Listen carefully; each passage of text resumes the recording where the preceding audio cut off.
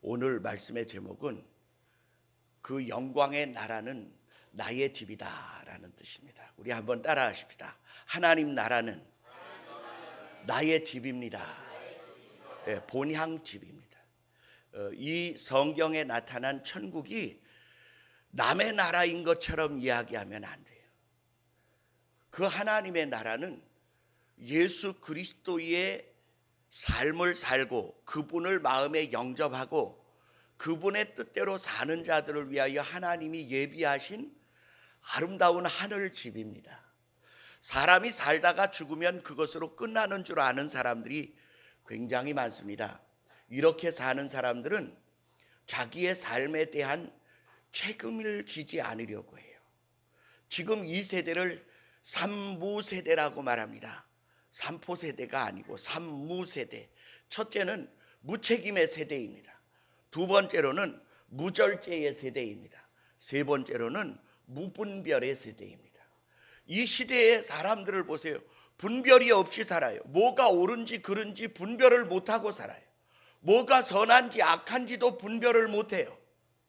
뭐가 흑인지 뭐가 백인지도 구별을 하지 않고 그저 내가 좋으면 열심히 해요.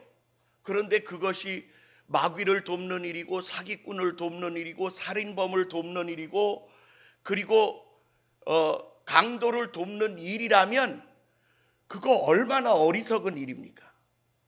지금 우리나라에 국가인권위원회라고 하는 집단이 하나 있어요.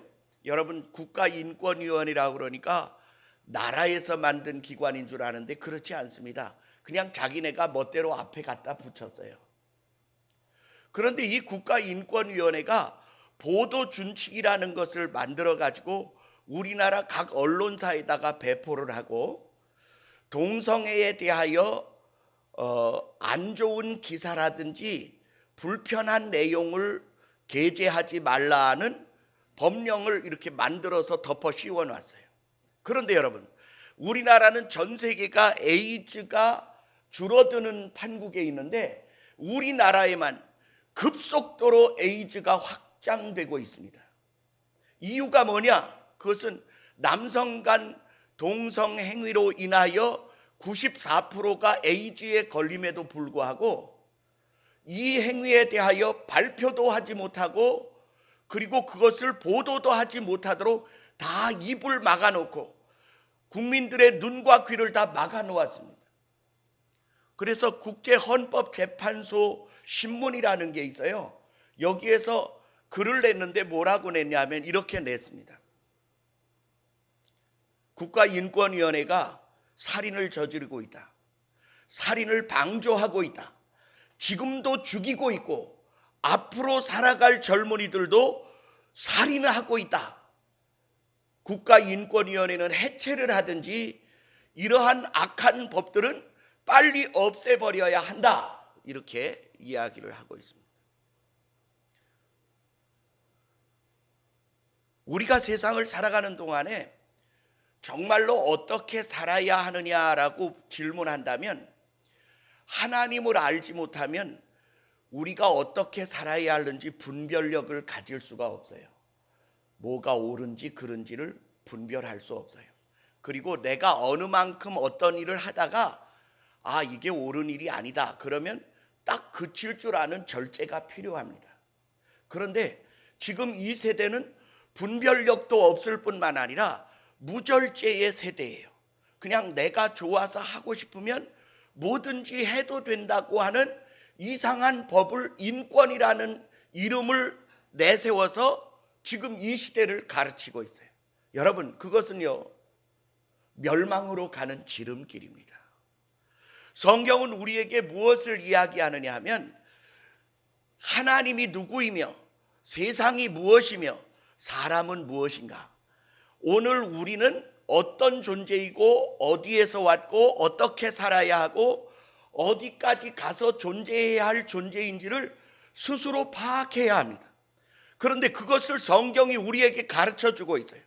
사람은 하나님이 선한 뜻을 위하여 지은 존재이고 그 하나님의 선한 뜻을 위하여 살아가야 하고 그렇게 산 사람들을 위하여 영원한 하나님의 나라를 예비해 놓았다라고 하는 분명한 확신이 있어야 하는데, 사람들은 오늘도 밥 먹고 잠자면서 살면서도 내가 왜 살아야 하는지, 무엇 때문에 살아야 하는지, 무엇 때문에 먹어야 하는지, 무엇 때문에 일해야 하는지를 전혀 생각해 보지 않고 그저 마구잡이로 살아가고 있어요.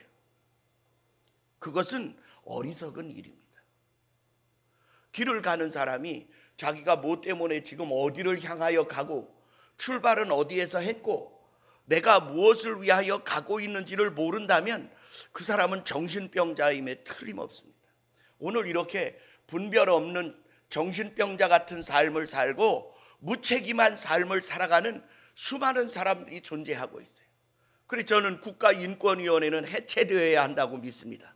왜냐하면 그렇게 무분별하고 무절제하고 무책임한 법을 만들어서 이 나라 위에 공포해 놓으면 그것을 따르는 사람들의 영혼은 누가 책임질 것입니까? 그 사람들의 병들고 죽어가는 일은 누가 책임져야 합니까? 그것은 간접적인 집단, 살인 집단이 되는 거예요. 그런 집단은 이 세상에 존재하면 안 됩니다. 인터넷 사이트에 들어가면 자살자 모집이라는 사이트가 있다고 그래요. 혼자 죽기는 뭐 하니까 같이 죽자. 참, 그거 얼마나 무분별한 일입니까? 얼마나 무책임한 일입니까? 그런데 그러한 일들이 이 세상에 횡행하는 이유는 하나님을 아는 지식이 없기 때문에 그렇습니다. 오늘 우리는 성경을 읽었더니 성경의 마지막 장에 첫 번째 나오는 일이 하나님 나라에 하나님의 보좌가 있는데 그 옆에 어린 양의 보좌, 예수님의 보좌도 있었어요.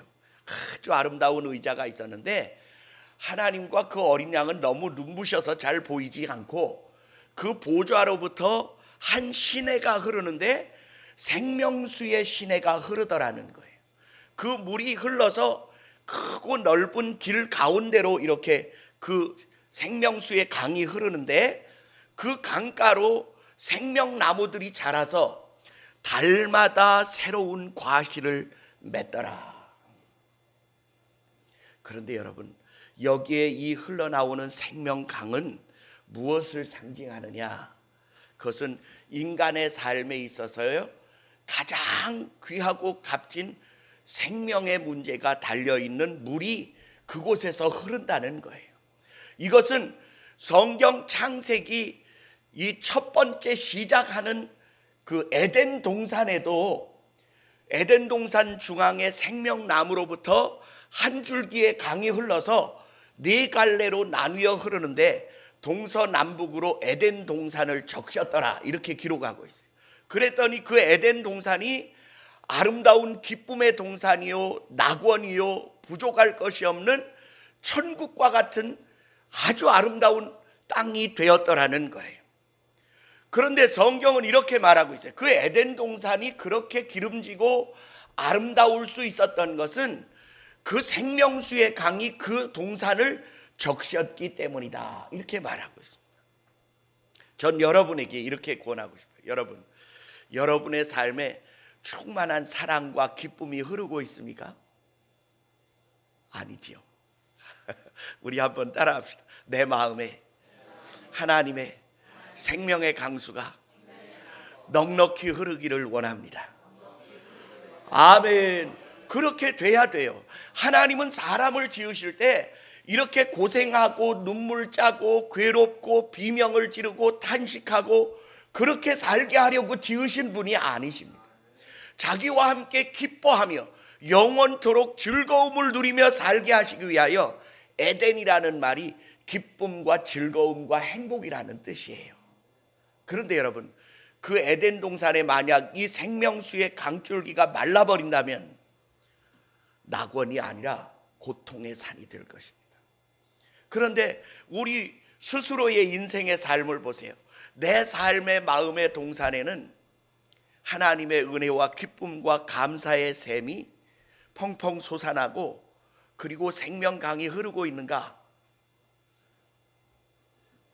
자신할 수 없지요. 그런데 여러분, 성경에는 곳곳에 이 생명수의 강의 이야기가 나타나고 있습니다. 이스라엘 백성들이 광야를 여행하는데 물이 없었어요. 그래서 모세여 우리에게 물을 달라. 그러자 모세가 하나님께 기도합니다. 하나님, 이 광야에는 물을 얻을 수가 없습니다. 우리에게 물을 주십시오. 그랬더니 하나님이 말씀하시기를 너는 내 지팡이를 들고 반석 무리바의 반석으로 가서라. 그래서 그 거대한 바위에 가서 섰습니다. 너는 이 반석을 명하여 물을 내라. 그래서 그 지팡이로 바위를 쳤더니 바위가 쫙 갈라졌어요. 어마어마한 크기예요. 높이가 한 4층 높이의 이렇게 거대한 바위입니다. 이 바위가 가운데가 쫙 쪼개지면서 물이 얼마나 많이 나왔는지 60만 명의 백성들이 먹고 씻고 그리고 얼마든지 그 물을 사용할 수 있는 물이 거기서 흘러나왔어요. 그런데 이것을 고린도전서 10장 1절로 4절은 뭐라고 표현하느냐 하면 이렇게 표현해요.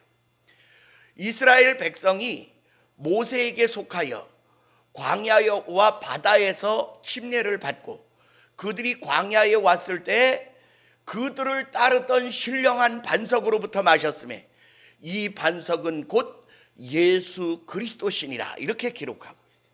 우리 한번 따라합시다. 이스라엘 백성을 따르던 반석은 예수 그리스도였다.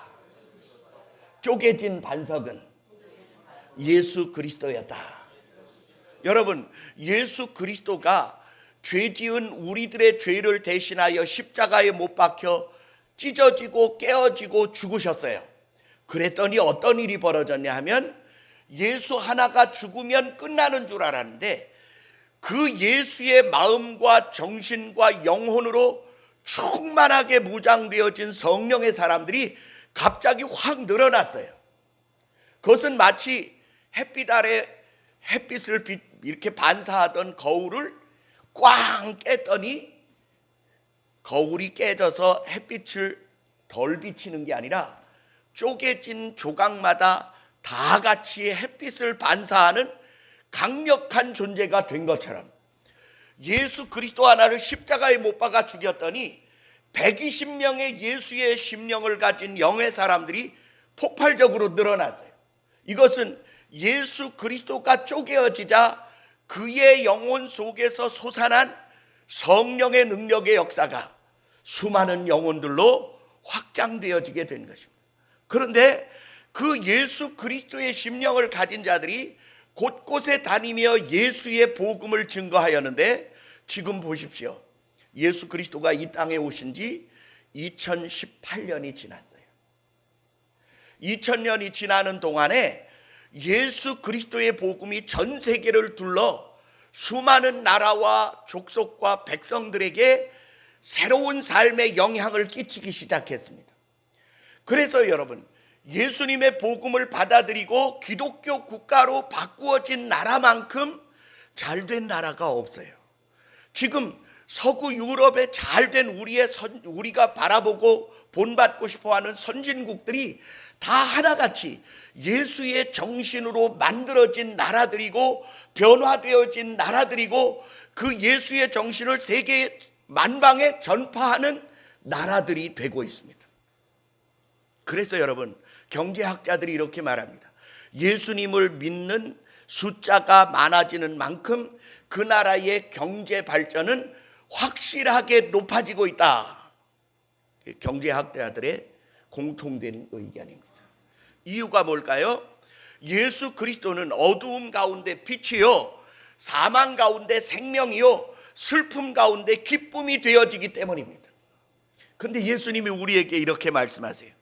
요한복음 4장에 가니까 뭐라고 말씀하시느냐 하면 이 우물물을 마시는 자는 다시 목마르게 되겠지만 내가 주는 물을 먹는 자는 그 배에서 영원하도록 솟아나는 샘물이 될 것이다. 이렇게 말씀하시고 내가 주는 물을 먹으라고 말씀하고 계세요. 그런가 하면 요한복음 7장 37절로 가니까 또 무슨 말씀이 나오느냐 하면 예수님이 성전에 서셔서 명절 끝날에 이렇게 말씀하십니다. 누구든지 목마르거든 내게로 와서 마시라. 나를 믿는 자는 그 배에서 생수의 강이 흘러나리라. 이렇게 말씀하고 계십니다. 우리 한번 따라합시다. 예수님을 믿으면 내 배에서 생명수의 강이 흘러나오게 될 것이다. 아멘. 이 말씀은 에스겔 47장 1절로 12절로 가면 하나님이 에스겔이라고 하는 선지자의 머리를 이렇게 잡아가지고 그를 어디로 데리고 가냐 하면 예루살렘 성전 동향한 문으로 데려가세요. 그가 가서 보니까 성전 문지방으로부터 생명수가 흘러나오는데 그 물이 점점 많아져서 죽음의 바다 사해 바다가 살아나고 그 광야와 사막이 아름다운 낙원의 땅으로 바뀌어지고 수많은 생명나무가 자라 열매가 달리는데 그 열매는 만국이 먹을 만하고 그 잎사귀는 약재료가 되더라. 이렇게 기록하고 그 강물이 얼마나 많은지 바다에 있는 생물과도 같이 많아서 그 광야의 땅이었던 그곳에 그물 치는 어부들이 고기를 잡는 곳이 되게 할 것이다. 이렇게 말씀하고 있습니다. 여러분, 사막이 왜 사막되고 광야가 왜 광야가 되느냐? 물이 없어서 그리 돼요. 여러분, 이스라엘 주변 땅들은요 다 여러분이 앉아있는 그 의자의 레자 색깔처럼 시뻘건 황토 사막입니다. 그런데 말이죠, 물만 가져다 대면 꽃이 피고 그리고 곡식이 자라고 열매가 맺어요. 우리 인생에 무엇이 없어서 우리가 살기 힘들고 어려우냐? 아주 간단합니다. 하나님의 생명수가 부족해서 그래요. 그 생명수는 하나님이 우리를 사랑하여 보내신 예수 그리스도, 바로 그분이 우리의 생명수 그 자체 되십니다. 한번 따라합시다. 나는 예수의 사랑을 먹고 마시며 살기를 원합니다. 내 배에서 생수가 솟아나기를 원합니다. 내 배에서 생명수의 강수가 솟아나기를 원합니다. 사랑이 없는 광야와 사막 같은 내 이웃에게 그 하나님의 사랑을 흘려보내기를 원합니다.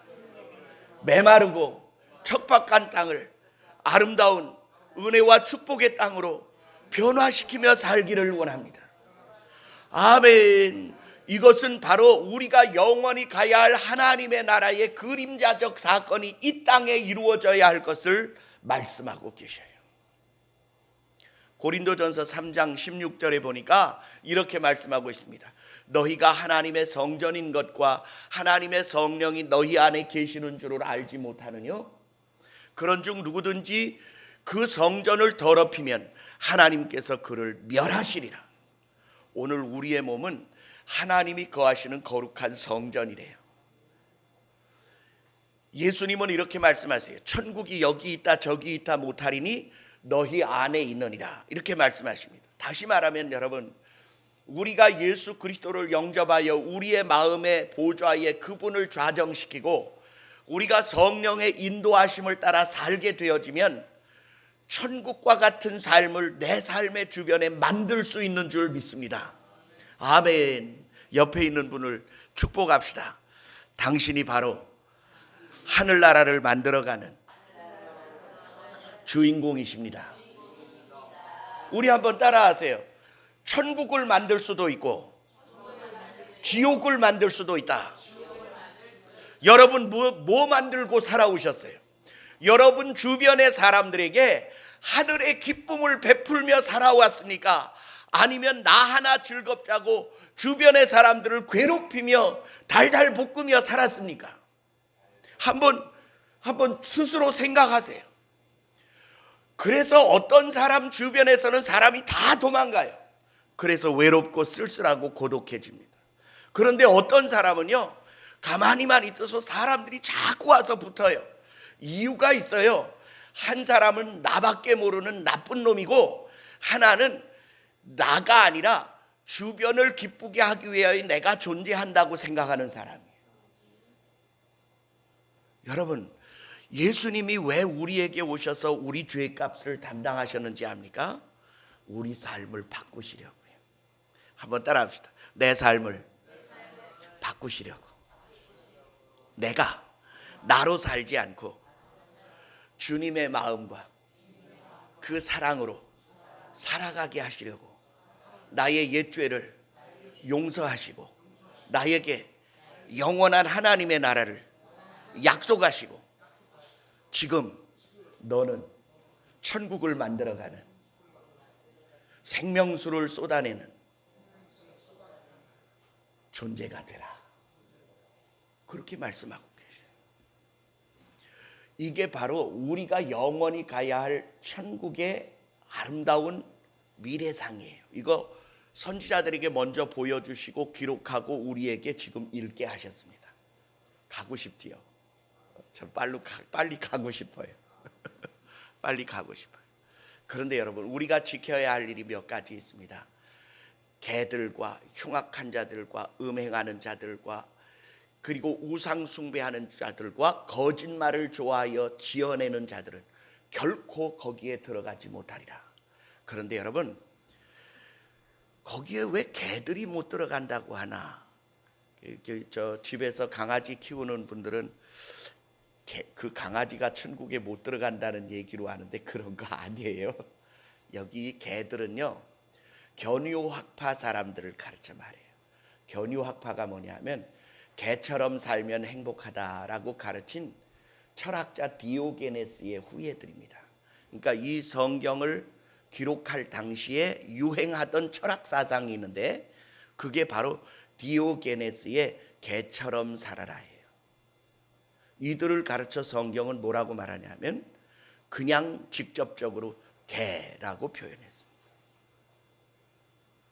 오늘 저는요, 좀 죄송한 이야기지만 세상을 볼 때 개처럼 사는 사람들 많습니다. 윤리도 필요 없고 도덕도 필요 없고 질서도 필요 없고 예의도 필요 없고 나 하나 좋으면 그만 땡.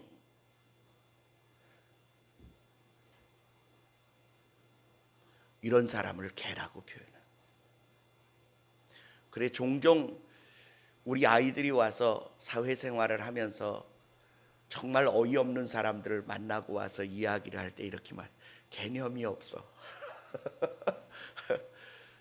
이 개념이 없다는 말은 뭐가 옳은지 그른지 선한지 악한지 전혀 생각 없이 자기 하나 편한 거, 내 하나 만족한 거, 내 하나 즐거운 것이면 뭐든지 될 거라고 생각하는 그런 사람들이 이 세상에 많이 산다는 거예요. 이 사람들을 성경은 가르쳐 말하기를 개들과 이렇게 표현했어요. 개라고 표현했어요. 우리는요, 거룩한 하나님의 형상과 모양을 담도록 지음받은 아주 존귀한 사람이에요. 이게 짐승을 닮은 게 아니에요. 짐승 중에도 가장 더럽고 흉측하게 사는 게 개들이에요. 딱 하나, 주인에게 충성하고 아양 떨고 그 사랑을 받는 것 외에는 개가 우리에게 주는 효과가 별로 없어요. 그러므로 저는 여러분에게 권합니다. 우리가 잃어버렸던 하나님의 그 거룩한 형상을 그 아들 예수 그리스도를 본받아 닮아가고 배워가고 그리고 훈련하고 직접적으로 살아가게 될 때 하나님의 나라에 합당한 주인공들이 되어질 줄 믿습니다. 만약에 그 천국에 이 개 같은 사람들이 그냥 들어가면 그게 천국이 아니라 똑같은 지옥 같은 곳을 만들어 놓을 거예요. 하나님은 그래서 천국을 준비해 놓으시고 아무나 들여보내지 않기로 작정하신 것입니다. 옆에 있는 분에게 물읍시다. 준비 잘 되고 있습니까? 하늘나라 들어갈 준비를 잘 합시다. 하나님 우리 주려고 준비하신 거거든요.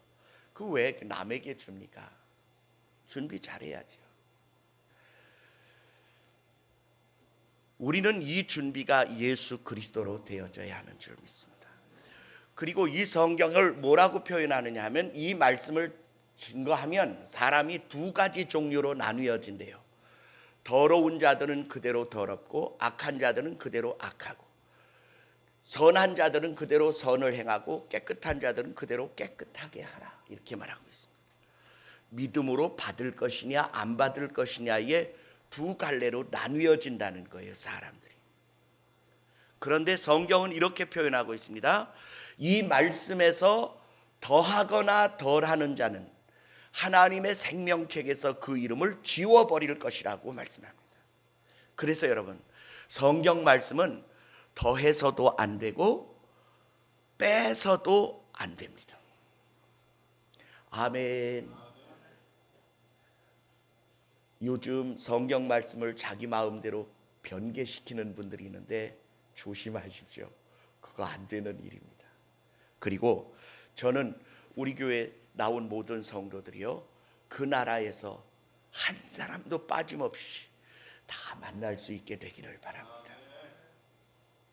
여러분은 예수 그리스도의 십자가의 보혈을 힘입은 자들이요, 그 마음으로부터 그를 배우기로 작정하고 영접한 자들이요, 하나님의 자녀라 인정받은 사람들입니다.